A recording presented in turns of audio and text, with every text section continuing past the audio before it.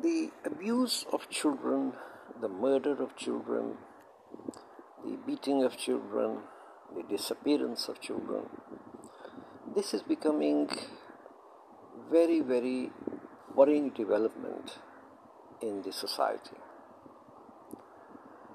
One of the problems in young children is that young children cannot be stopped from playing with others. Children have and in fact not just children, all young people have a tendency of being very gregarious and liking big crowds and more fun and what we call in Urdu ronak and play. But however, as the people move from rural areas to urban areas, where they have to make shift with a much smaller accommodation, very congested streets, and not enough place to play. So what we see on the streets are too many children of different age groups. And sometimes what happens is, which is very frequent, is that the father is either outside the country or works in any of the jobs in some other city, or the father is too old or disabled, and so on, so that there is basically a lack of father's iron rod or even an eye. We were expecting that with a representative government there would be some kind of relaxation in the working hours of people, but in Pakistan a 9 a.m. to 9 p.m. or maybe somewhere around Isha prayer or something like that is common. That means a long working hour of dads. They don't have time to spend with the family or supervise it, and then there are either working city women or there are poor mothers which are working in other people's house. So one of the first factor is in these types of abuses that there is not sufficient parental supervision. Second thing is that our education departments are making a serious mistake by allowing the schools from 1 to 5 class and 6 to 10 and 10 to 12 and then university sometimes merging into just one institution, and this is especially noticeable with some of the more private institutions. It might have a kindergarten, it also has a program of bachelor's degree, and all of them are somewhere around each other, which is a recipe for abuse. I think this practice has to stop. Another place which is very frequent in terms of child abuse, it doesn't matter whether this is the various choirs of the churches in Christians or whether these are madrasas in the Muslim lands, is the sexual abuse of children, or if not sexual abuse, the physical punishments and abuse and unrealistic type of thing in the madrasas of Pakistan. And madrasas are used basically for 2-3 things. It is used as love of religion, especially among the poor people, to learn the Holy Quran by their children in the early ages. Some of them, in fact, are using them to basically, especially in the colder areas of the country, to send their children in madrasas lower down in Punjab or something like that, in hotter areas, so that they should not see the rigors of the cold weather. And poverty might be another aspect. Some of them used to fix a handicapped child, hoping that he will learn something in religion and he will gather some friends, lifelong friends, and people will take pity, and he might find a role even after their lifetime, which basically shows a state which does not really have time to take care of such unfortunates. One important point is that it cannot be denied at all that nudity and videos you are available on various Daily Motions and so on, and YouTubes and all the other sites, and nudity even in the media, in the television. Obviously, this is a enhancer of the sexual impulse, and to argue otherwise is extremely foolish. That it cannot inflame the sexual sentiments of young, healthy people who may not have the opportunity immediately around and start maybe abusing a colleague or a child. In certain subcultures, especially in the not just in the lower cadres of society, even in high class schools, is the culture of male rape as a form of superiority in street. Many years back, I would say a young man who was not more than, I think at that time, about 17 or 18, and he related to me his story of how there was sexual abuse in the school, and now he was boasting that I'm a very good person, I don't do rape. And it's very kind of me that I'm not doing the rape part of it, but I am otherwise active. Unequal distribution of wealth and other factors, they definitely favor sexual virtues by people who are rich. So it is not unexpected that big landlords have got lots of keeps. And one day a big landlord said to me that, friend, sometimes I feel that some of the children of these peasants look a bit like us. Probably their earlier generation might have been a keep of our fathers or something like that, which is absolutely hopeless sort of situation.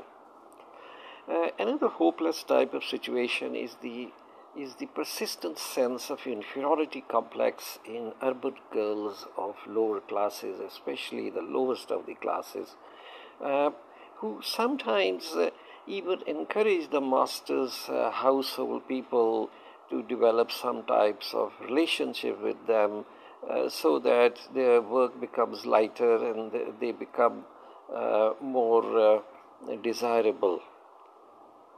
And personally, I feel that the allowing of underage girls in other people's homes, in other cities, is a very condemnable practice. It will not only make that girl illiterate, she will not be going to school, and she will also be exposed to a lot of other people in absence of her own family.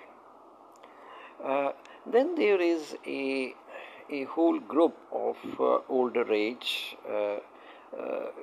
social scoundrels, which get a very fertile field, because one of the bad things in the Asian society, including our society, is the persistent talk of some mothers about difficulty in getting good suitors for their daughters, rishtas, and they are doing that all the time in the day. And this tends to demoralize the girl who is growing up or in a school or something.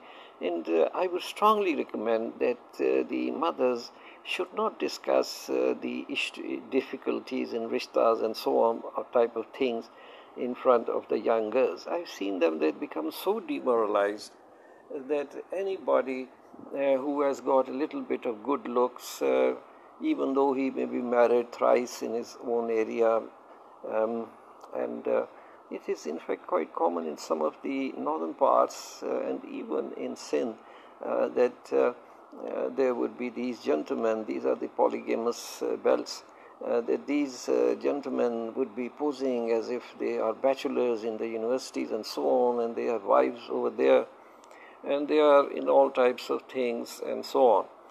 And these girls, they fall victim to promises of marriage, and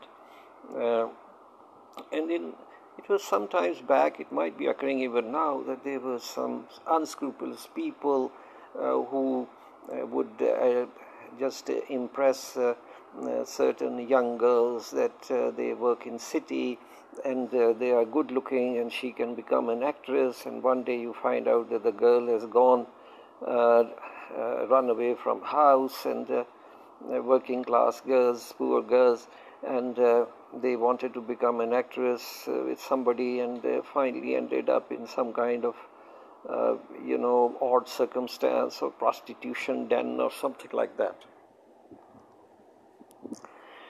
We often read in papers about some of the teachers promising higher grades to women, and this type of thing of abuse of women and promising them promotions and all types of things is very, very common, and it is becoming even commoner as the Muslim societies open to women working outside without a close family member, or staying outside without mahram and so on. I have seen certain new romantic couples not even knowing each other's even religion before they take up more deeper things. Obviously, there are always cases of older females and older males enticing younger people, underage people, and now these days there is this so-called Me Too type of thing which is going on, this campaign, and lots of celebrity women and women in general are telling of how during the underage, when they were underage, they were sexually abused, raped, and so on. And this has involved, these allegations have involved the highest and even what used to be the most respected people in the society. However, the thing which is of greatest concern is the lack of psychiatric services in our schools. A child does not become a criminal in one day, and a child does not become an abuser of children or a thief or a murderer in one day. There are definite indications from the very beginning that he is not on the right path. We do not have automatic school psychiatric services to try to retrain, try to modify, try to pinpoint such youngsters who are growing up with various varieties of personality disorders, psychopathies. Lately, however, the lax attitude of the various authorities, even allowing some so-called friendly leaders in neighboring countries to pass on various types of drugs to other countries, and that type of attitude has basically meant that the drug addiction and various types of stimulants have really taken a very high toll among the educational institutions and street in general. My personal view is that many of the people who are involved in reckless accidents. Many of the people who are involved in murders and these types of things are basically people who are taking some kind of psychedelic drugs and that type of thing. And it is my feeling that a lot of women who were involved in various cases in criminal courts and in ordinary courts in Pakistan, if you sit with them for a little while and if you interview them, you get a feeling that you are dealing with a person who is psychiatrically also deranged. It's not just a matter of her involvement in some crime, sexual or economic or some other crime, or sometimes they are just a victim of crimes. They might have been raped, they might have been looted, they might have been sold, and that type of thing. And the underlying problem being a psychological and psychiatric illness, which has not been diagnosed, which has not been treated in view of the poor facilities which we have got and the lack of care. It is very important that the society, at least in Pakistan, should be able to have about 700 to 800 billion rupees for the such types of poorer, unemployed people, people who have got various problems, and these types of things, and child support, and some form of nutrition in the streets. One of the big problems among children is that there is not sufficient nutrition. There are instances, in numerous instances, where a man will just promise, some stranger will just promise or give ice cream for a few times, and after a few days the child has disappeared or has been abused or whatever, or killed. Basically, it also shows a lack of society and concern of the society. If you visit even rich places like Islamabad or any of the bigger cities, in the morning you will find very young children who are often, probably, it is said they have migrated from Afghanistan or whatever, and they are so dirty looking and they are so unkempt, and they are just clearing all the scavenging from the stores and something like that. And one day I was seeing in a bazaar in the sister city that there is a famous restaurant in the city center, and they probably throw their food, and they just came out and they just threw their previous food on the dump, which was quite dirty. And I couldn't believe my eye that there were 20, 35 children, most of them Pathans, most of them probably Afghans, but also others, who were pouncing on those chawals, the rice and so on, which was lying on the thing. And it is so disheartening that on one hand we are allowing our people to drive cars which are 3 crore, 4 crore rupees, and we don't even bother what speed limit they have got or whatever. On the other hand, these are the children for which there is no food and there is no interest, and they are just photographs from maybe some income support program or some SAS or something, or any political motivated thing, some genuine, some not. I think we really need to develop about 7 to 800 billion rupees for such products, for children's welfare, for welfare of the adolescent girls, for those. And it is not difficult to have this money.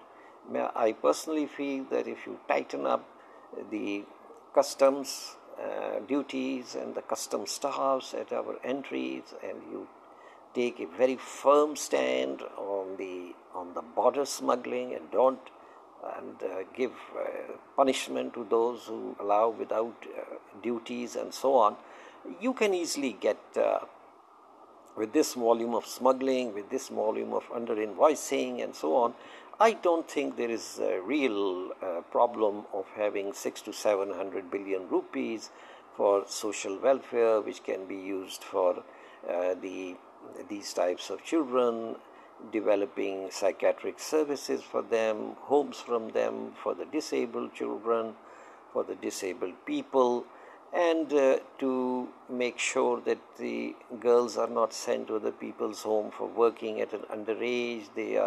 If they have an older father, or they have got a dead father or a dead mother, there is somebody to take care of them. And we should also reduce the working hours of the day, so the parents of poor have got more time to spend with their children. They can supervise that.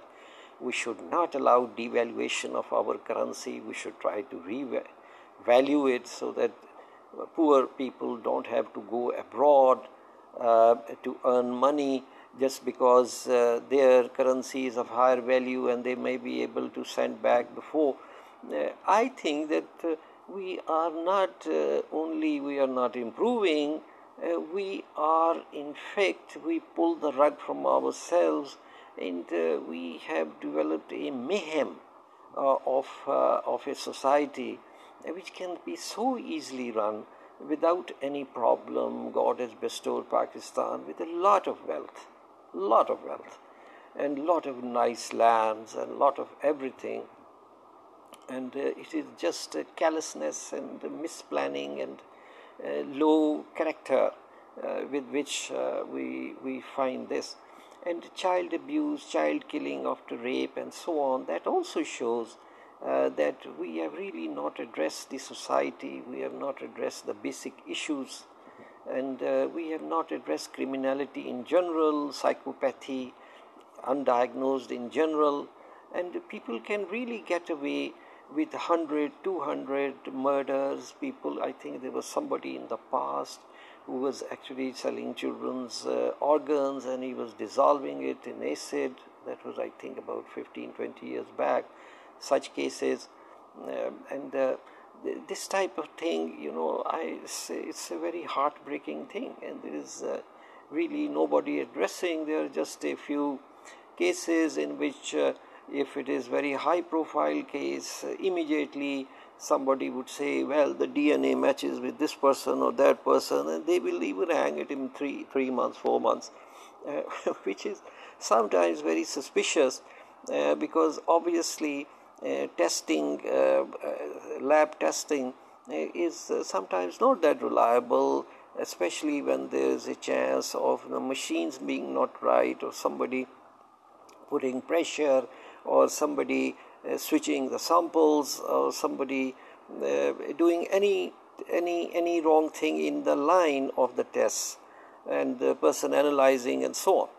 With this I end this part of this issue, but this deserves further discussion later on, and thanks for bearing with me.